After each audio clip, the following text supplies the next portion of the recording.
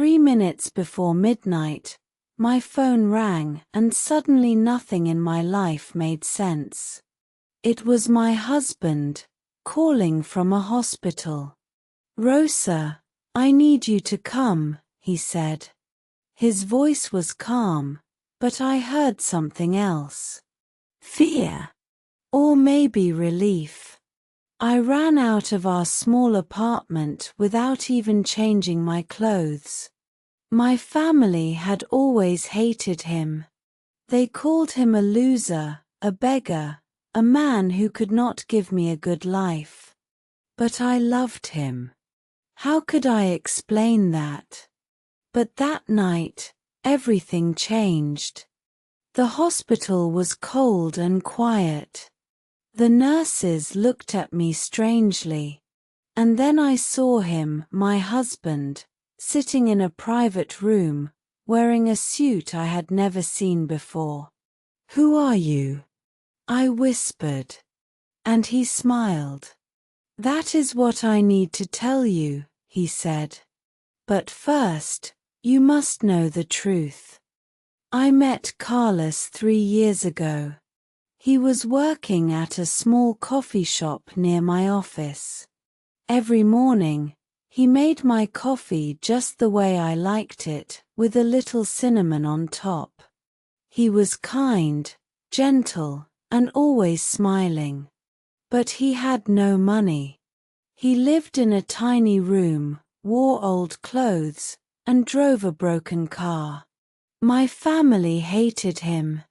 My father said, "You are throwing away your life." My mother cried, "He cannot even buy you a ring."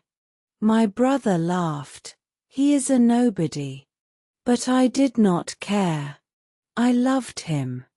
We got married in a small ceremony. No guests from my family. Only his few friends. It was simple, but it was perfect. For 3 years, we lived in a small apartment. I worked as a secretary. He worked odd jobs. We were happy, but my family never stopped mocking him.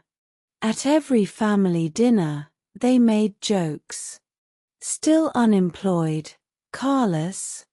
When will you buy Rosa a car?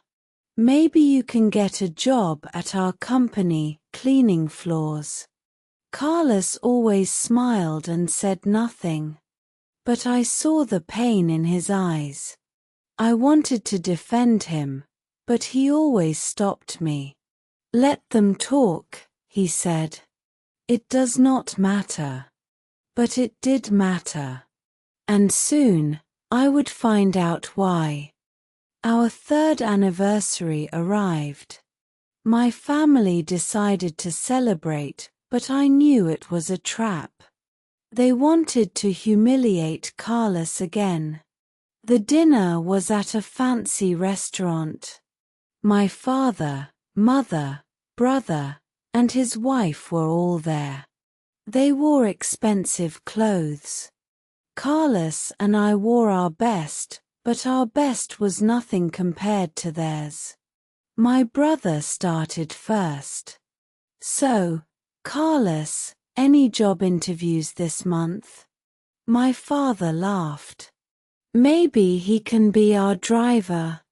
We pay well." My mother added, "Rosa, you deserve so much more." I felt my face burn. But before I could speak, the restaurant manager walked to our table. He was holding a phone. "Excuse me," he said to Carlos. "There is a call for you, sir. It is urgent." Carlos excused himself and took the phone. Everyone watched him leave. My brother whispered, "Probably another job rejection." But when Carlos came back, his face was different. He looked serious. He looked powerful. "I have to go," he said. "Something important has happened." My father sneered, "More important than your anniversary?" Carlos looked at him. Yes, he said. More important than you can imagine.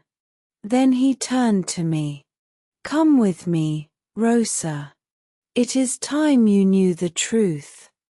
Carlos drove us to the hospital.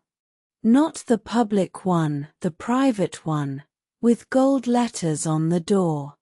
A man in a suit was waiting for us. Mr. Chairman, he said, bowing.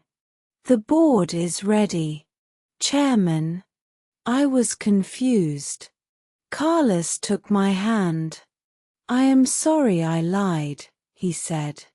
My real name is Carlos Mendoza. I am the owner of Mendoza Group. We own hotels, hospitals, and yes, the company where your father works. I could not breathe. But you lived in a tiny room. You drove a broken car. I wanted to find someone who loved me for me, not for my money, he said. My family is gone. I inherited everything when I was 23. But I was lonely. So I hid my identity. I worked in that coffee shop to meet real people. And then I met you. Tears filled my eyes. Why did you not tell me? I was afraid, he said. Afraid you would change.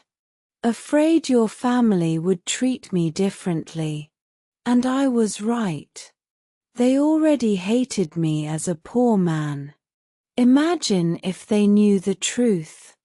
Suddenly, my phone rang. It was my father. Rosa, where are you? He shouted. The CEO of our company just resigned, and the new chairman is coming tomorrow. We have to prepare. I looked at Carlos. He smiled. I will see them tomorrow, he said. At the board meeting. The next day, my family sat in the boardroom, nervous and excited. The new chairman was coming. My father adjusted his tie. My brother checked his notes. The door opened. And Carlos walked in, wearing a perfect black suit. My father's face turned white. You, he whispered. Carlos smiled. Yes, me. The man you called a loser. The man you laughed at for 3 years. But I am not here for revenge. I am here to tell you that I love your daughter. And I will take care of her. But from now on, you will respect me. And you will respect her. My father said nothing. My brother looked at the floor. Carlos took my hand. And Rosa, he said, you will never have to work again. Unless you want to. Because you are my wife, and I am proud of you. I cried. Not because of the money, but because he had loved me all along. He had tested my family, and they failed. But I passed. Because I loved him when he had nothing. And that love was real. The lesson. Do not judge people by what they have. Judge them by who they are. Because sometimes, the person you think is nothing is actually everything.